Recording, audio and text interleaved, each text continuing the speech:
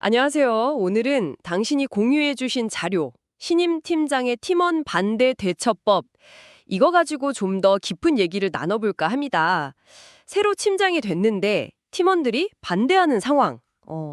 많은 분들이 좀 공감하시거나 고민해 봤을 법한 그런 주제잖아요. 특히 이게 면접 질문으로도 자주 나온다니 흥미로운데요. 단순히 반대를 그냥 누르는 게 아니라 근본 원인을 찾아서 긍정적인 변화로 이끄는 리더십.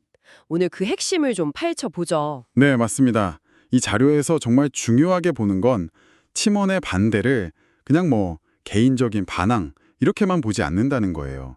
그보다는 그 뒤에 숨어 있는 진짜 이유, 그러니까 근본 원인을 찾아야 한다. 이걸 강조하거든요.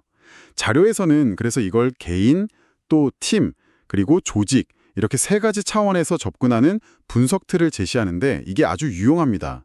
그냥 보이는 현상 너머를 봐야 한다는 거죠. 아, 그 세 가지 차원 분석 틀.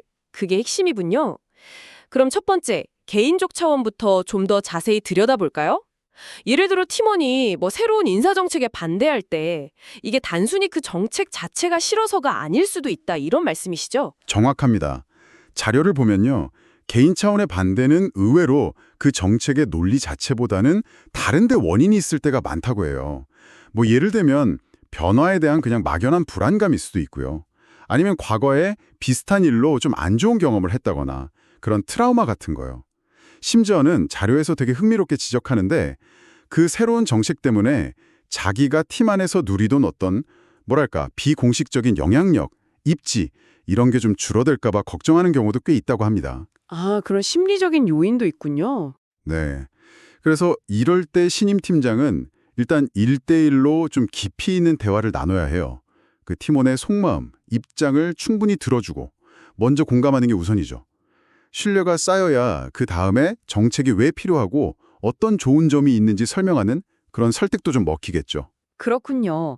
무작정 설득부터 하려고 할 게 아니라 그 사람의 개인적인 어떤 배경이나 감정을 먼저 읽어주는 게 필요하다는 거네요. 그럼 이게 개인 문제를 넘어서 팀 차원의 문제일 수도 있겠네요. 팀 전체 분위기라던가 기존의 어떤 소통 방식 같은 거요? 네, 맞아요.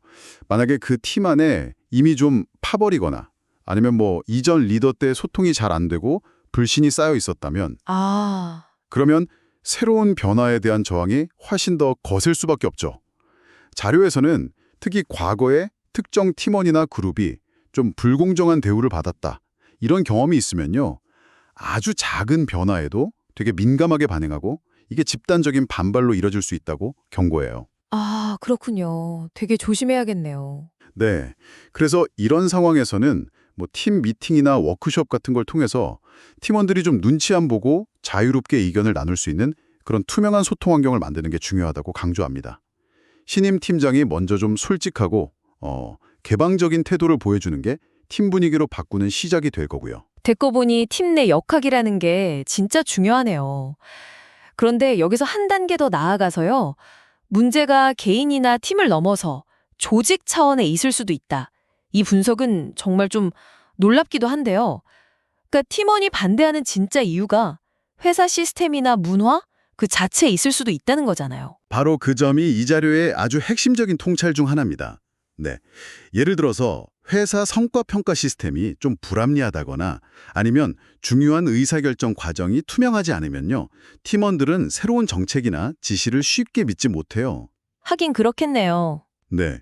심지어 회사가 추구하는 비전이나 가치에 대해서 팀원들이 전혀 공감하지 못하고 있다면 어떤 변화든 그냥 또 우리만 힘들게 하려는 거구나 이렇게 받아들일 수 있는 거죠.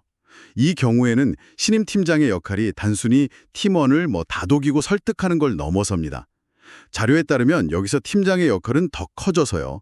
불합리한 제도가 있다면 인사팀이랑 협의해서 개선을 좀 적극적으로 제안하고 또 경영진하고 직원들 사이에 간극을 좁히기 위한 어떤 소통 채널 역할, 이것까지 해야 한다는 거예요. 와. 어떻게 보면 팀원의 목소리를 조직 상부에 제대로 전달하는 대변인 역할까지 필요한 거죠.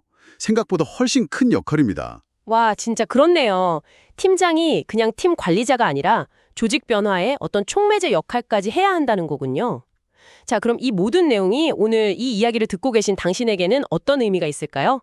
팀원의 반대라는 게 이게 그냥 골칫거리가 아니라 어쩌면 우리 조직의 더 깊은 문제를 좀 진단하고 개선할 수 있는 그런 귀중한 신호일 수 있다는 겁니다. 개인, 팀, 조직, 이 세 가지 입체적인 렌즈로 상황을 봐야 한다는 거죠. 맞습니다. 핵심은 반대 자체에 그냥 갇히는 게 아니라 그 에너지를 오히려 건설적인 비판 그리고 실질적인 개선으로 이끌어내는 그런 리더십인 거죠. 자료는 결국 진정성 있는 소통과 공감을 통해서 저항을 넘어서는 신뢰를 만들고 그걸 바탕으로 더 건강한 조직 문화를 만들 수 있다. 이런 좀 희망적인 메시지를 주고 있습니다. 오늘 정말 흥미로운 관점들을 많이 살펴봤는데요. 마지막으로 당신에게 생각해볼 질문 하나를 던지면서 마무리할까 합니다. 팀원의 반대에 대처하는 것도 물론 중요하죠. 그런데 만약 신임 팀장으로서 부임 초기부터 좀 적극적으로 투명성을 높이고 팀 내에 어떤 심리적 안정감 같은 걸 구축하는 데 힘쓴다면 어떨까요? 어쩌면 애초에 이런 심각한 반대나 갈등 상황 자체를 상당 부분 예방할 수도 있지 않을까요? 팀원들이 변화를 위협이 아니라 기회로 받아들일 수 있는 그런 토양을 미리 좀 다져놓는 것 한번 고민해 보시면 좋겠습니다.